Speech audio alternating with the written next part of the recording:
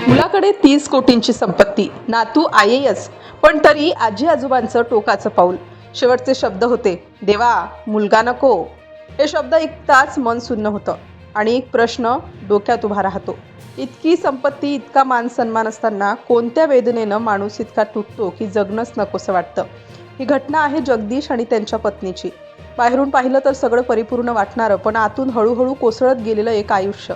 त्या गावात त्यांचं घर ओळखीचं होतं, मोठं, भक्कम आणि सगळ्यांच्या नजरेत भरावं असं. लोक त्यांच्या घराकडे पाहून म्हणायचे, काय भाग्य आहे, मुलगा करोडपती, नातू मोठा अधिकारी. आता या वयात त्यांना काय कमी असेल. पण हे सगळं फक्त बाहेरचं होतं. त्या भिंतींच्या आत मात्र शांततेच्या नावाखाली एक वेगळंच वादळ सुरू होतं, जे कुणालाच दिसत नव्हतं. जगदीश आयुष्यभर कष्ट करणारे, स्वतःच्या घामानं घर उभं करणारे. त्यांनी मुलांना वाढवलं, शिकवलं, उभं केलं. त्यांच्या पत्नीनेही प्रत्येक टप्प्यावर साथ दिली, घर सांभाळलं, संकटांना तोंड दिलं. त्या दोघांनी मिळून आयुष्याचं एक सुंदर स्वप्न उभारलं होतं, ज्यात शेवटच्या काळात फक्त शांतता आणि प्रेम हवं होतं. पण वेळ बदलली आणि माणसंही बदलली. घरातलं वातावरण हळूहळू थंड होत गेलं. आधी बोलण्यातला गोडवा कमी झाला, मग आदर, आणि शेवटी संवादच कमी झाला. एकाच घरात राहूनही त्यांच्यात अंतर वाढत गेलं, असं अंतर जे कुठल्याही शब्दांनी भरून निघू शकत नव्हतं. जगदीश आणि त्यांच्या पत्नीला सुरुवातीला वाटलं हे सगळं तात्पुरतं आहे. प्रत्येक घरात असं होतंच, थोड्या दिवसात सगळं काही ठीक होईल. पण दिवस गेले आणि परिस्थिती अजूनच कठीण होत गेली. त्यांना जाणवायला लागलं की ते आता या घराचा भाग उरलेले नाहीत.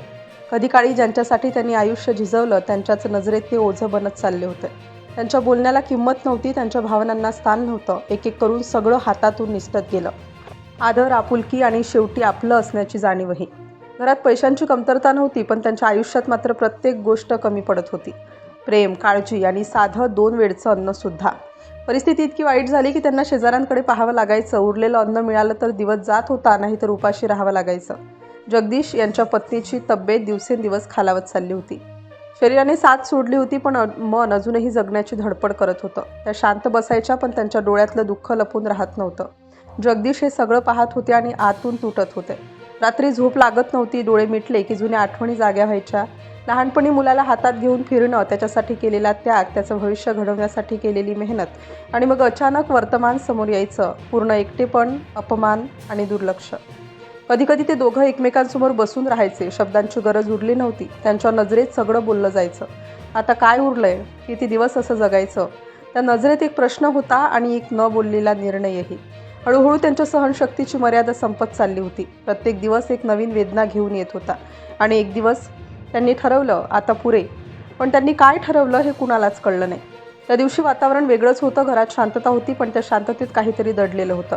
जगदीश एक कागद घेऊन बसले. हात थरथरत होते, पण मन ठाम झालं होतं. त्यांच्या पत्नी त्यांच्या बाजूला होत्या, काही न बोलता सगळं समजून घेत. त्या कागदावर शब्द उमटत होते, प्रत्येक शब्द वेदनेने भरलेला. त्यांनी त्यांच्या आयुष्याची कहाणी लिहिली. छळ, अपमान आणि दुर्लक्ष. आम्ही थकलो आहोत, आता सहन होत नाही, असे शब्द ते कागदावर जिवंत झाले.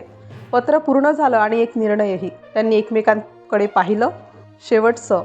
त्या नजरेत प्रेम होतं, दुःख होतं आणि एक शांत निरोपही. आणि मग त्यांनी ते टोकाचं पाऊल उचललं.